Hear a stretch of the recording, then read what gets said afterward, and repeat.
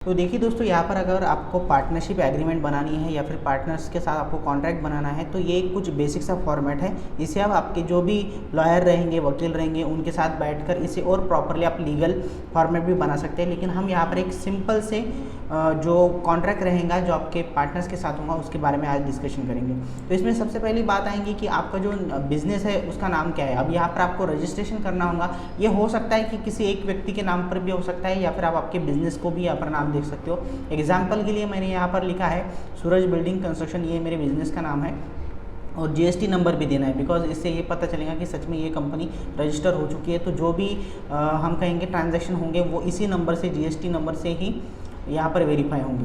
अब हम आगे चलते हैं जो कि है हमारे पार्टनर्स के बारे में जानकारी। तो यहाँ पर आपके जितने भी पार्टनर्स होंगे, अब इस एग्जाम्पल में या फिर इस केस में मैंने 2 ही लोगों के यहाँ पर पार्टनरशिप की डिटेल्स दी है, या फिर मैं कहूँगा कि इस बिजनेस में सिर्फ 2 ही लोग पार्टनर्स हैं। तो जैसे कि आप देख सकते हैं, सबसे पहले रहेगा कि बिजनेस पार्टनर 1 मतलब उनका पूरा नाम, ठीक है। उसके बाद कॉन्टैक्ट और एड्रेस, उसके बाद आधार नंबर। अब ये आधार नंबर बहुत ज़रूरी है। मैं कहूँगा कि चलो ठीक है, एक बार आपको कॉन्टैक्ट और एड्रेस नहीं मिला तो भी चलेगा, लेकिन आधार नंबर अगर आपके पास है तो सभी डिटेल्स अपने आप यहाँ पर आ जाएंगी।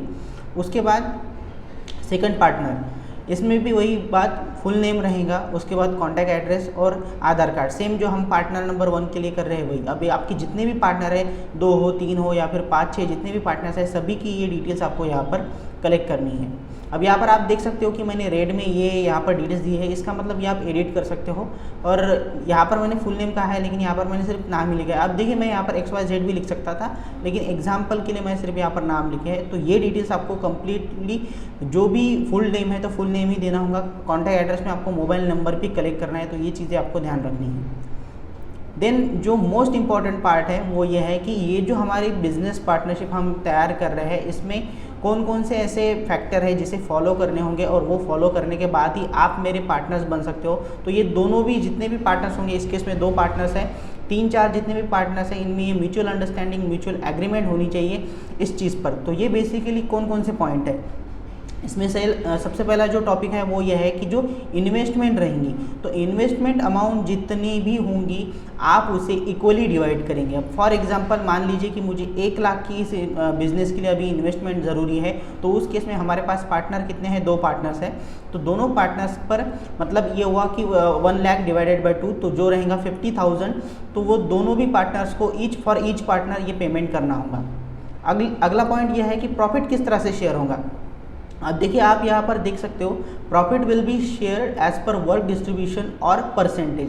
अब देखिए, मैं यहाँ पर ये नहीं कहूँगा कि आप 100% 50-50% ही प्रॉफिट शेयर कीजिए। देखिए, अगर आप इक्वली काम कर रहे हो तो उस केस में ये चीज़ ठीक है कि आप 50-50% यहाँ पर प्रॉफिट शेयर कर सकते हो। लेकिन अगर आपका बिजनेस कुछ इस तरह से चल रहा है कि जिसमें आप ज़्यादा काम कर रहे हो, आपके जो पार्टनर है वो कम काम कर रहे हैं, या फिर आप कम काम कर रहे हो और आपके जो पार्टनर है वो ज़्यादा काम करने वाले हैं, जो कि आपको पहले ही पता चलेगा कि हम किस तरह से वर्क करने वाले हैं, तो उस केस में आप दोनों को पहले ही ये डिसाइड करना है, या फिर पार्टनर्स को पहले ही ये डिसाइड करना है कि जितना काम जो व्यक्ति करेंगे उस हिसाब से उसे पैसा दिया जाए, या फिर 50-50।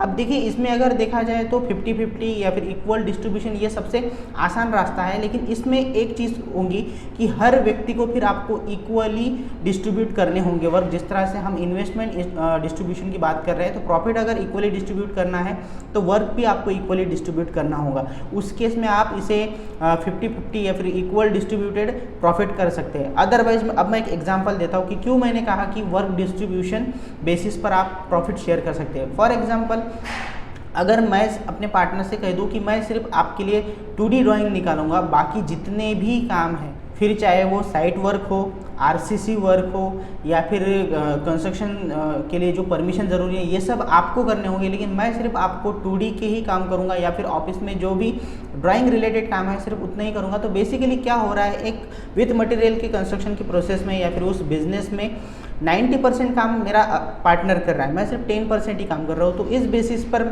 मेरा पार्टनर मुझे कह सकता है कि अगर बात ऐसी है तो आप सिर्फ जो पैसे है आपके वर्क के हिसाब से, मतलब आपकी जो भी 2D की या फिर 3D की ड्राइंग जो भी आप प्रिपेयर कर रहे हो उस हिसाब से ही लीजिए, बाकी जो भी प्रॉफिट होगा वो मैं लूँगा। तो इस हिसाब से भी आप काम कर सकते हैं, जिस पर कोई मतलब क्या होगा, अगर हम 50-50 की बात करते हैं तो आप पर या फिर आपके पार्टनर पर ये प्रेशर आएगा कि अब आपको इक्वली ही काम करना होगा, जिसमें इशू ये आता है कि इस वर्क में आपको फिर एक कॉन्फ्लिक्ट यहाँ पर तैयार हो सकता है कि मैंने ज़्यादा काम किया, मैंने कम काम किया। इससे अच्छा ये है कि आप जो व्यक्ति जितना काम करेगा उस हिसाब से ही प्रॉफिट शेयर कीजिए, ये बेटर रहेगा। इन्वेस्टमेंट के पहले जो पॉइंट था, इन्वेस्टमेंट आपको इक्वली करना है, लेकिन मेरा पर्सनल सजेशन है कि प्रॉफिट को आप इक्वली करने के बजाय जितना व्यक्ति जितना काम कर रहा है उस हिसाब से अगर करेंगे तो ये अच्छा पॉइंट रहेगा। नेक्स्ट इसमें ये पॉइंट रहेगा कि अगर कोई लॉस होता है तो उसकी जिम्मेदारी हर किसी पर आएंगी, तो ये भी आपको इसमें मतलब ऐड करना है पॉइंट।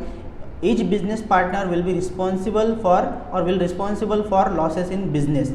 इसका मतलब ये हुआ कि अगर कुछ लॉस होता है तो वो एक व्यक्ति की जिम्मेदारी नहीं रहेगी, सभी पार्टनर्स पर वो लॉस इक्वली डिस्ट्रीब्यूट होगा। तो ये भी पॉइंट इसमें आपको इंक्लूड करना है। जो अगला पॉइंट है वो मुझे ऐसा लगता है कि पर्सनली सिविल इंजीनियर के लिए या फिर आर्किटेक्ट के लिए अगर आप सभी लोग अगर पार्टनर बन रहे हो तो ये मस्ट इंक्लूड, मतलब इस पॉइंट को आपको छोड़ना ही नहीं है, डोंट इग्नोर दिस पॉइंट। वो ये है कि आपको सभी पार्टनर्स को इंक्लूडिंग यू, आपको सभी को ये फ्रीडम देना है कि आप कभी भी इस पार्टनरशिप से बाहर निकल सकते हो। बस आपको एक नोटिस देनी होगी कि मैं ये पार्टनरशिप छोड़ना चाहता हूँ। तो उस केस में जो भी आप चाहते हो, एक पॉइंट इसमें इंक्लूड हो सकता है वो कुछ इस तरह कि आपको 1 महीने पहले कम से कम यहाँ पर नोटिस देनी होगी और जो भी 1 महीने के अंदर आप पर जो भी जिम्मेदारी दी थी वो आपको कंप्लीट करनी होगी। फिर आप जो पार्टनरशिप है वो छोड़ सकते हो और आपका जो भी अलग से आप बिजनेस करना चाहते हो या फिर जो भी आप करना चाहते हो पार्टनरशिप के बाहर वो आप कर सकते हो। तो ये भी फ्रीडम आपको देना है खुद को भी और बाकी पार्टनर्स को भी। इसका मतलब ये हुआ कि आप कभी भी इस पार्टनरशिप से स्टेप आउट हो सकते हो। लास्ट पॉइंट है वो कुछ इस तरह से है कि ये जो भी कॉन्ट्रैक्ट है, ये जो भी एग्रीमेंट है, ये कब तक वैलिड होगा। अब यहाँ पर मैंने देखिए, अगर आप चाहें तो इस कॉन्ट्रैक्ट को 5 साल का 10 साल का भी बना सकते हैं, लेकिन मेरी यहाँ पर पर्सनल सजेशन यही रहेगी कि कॉन्ट्रैक्ट सिर्फ 1 साल का ही बनाइए। इससे फ़ायदा ये होगा कि अगर 1 साल में आपको पता चले कि ये पार्टनरशिप अच्छे से नहीं चल रही है तो 1 साल के बाद अपने आप ही ये पार्टनरशिप खत्म हो जाएंगी या फिर बंद हो जाएंगे ये सब कुछ चीज़ें।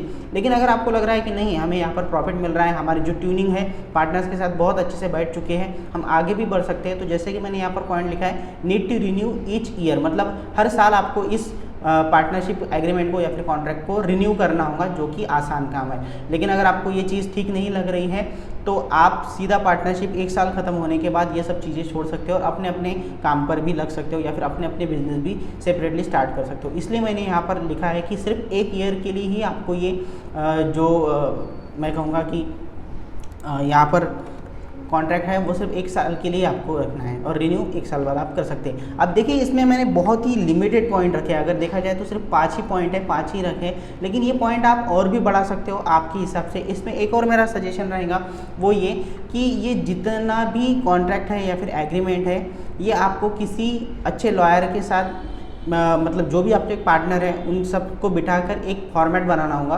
ताकि ये चीज़ लीगली भी हो सके और लीगली इसमें सब कुछ चीज़ें इन्वॉल्व हो सके।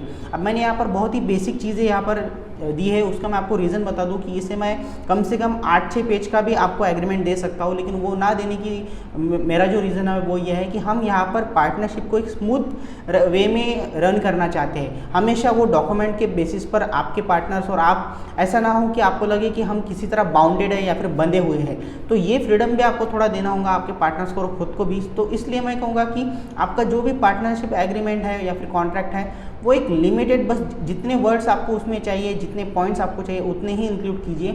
बेफिजूल की बातें उसमें ऐड कर आप आपके पार्टनर्स पर और खुद पर मैं कहूँगा कि जो भी अननेसेसरी प्रेशर है वो मत डालिए। तो इसलिए ये जो कॉन्ट्रैक्ट रहेगा वो एक सिंपल रखने की आप कोशिश की, जैसे कि मैंने यहाँ पर भी रखा है। लेकिन आप अगर चाहे तो इसमें और भी पॉइंट ऐड कर सकते हैं, लेकिन मेरी सजेशन रहेगी जो 5 पॉइंट दी है इसमें से किसी भी पॉइंट को आप डिलीट मत कीजिए।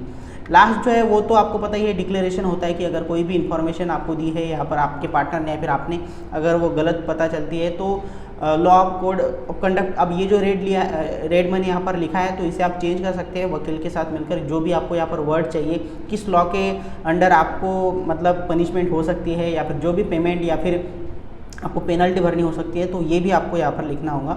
लास्ट में आपको पता है कि आपको यहाँ पर 2 विटनेस रखने हैं और 2 विटनेस के बाद जितने भी बिजनेस पार्टनर हैं उनके नाम और उनके सिग्नेचर आपको लेने हैं, लास्ट में डेट एंड प्लेस। तो ये एक सिंपल सा फॉर्मेट आपको मैंने दिया है।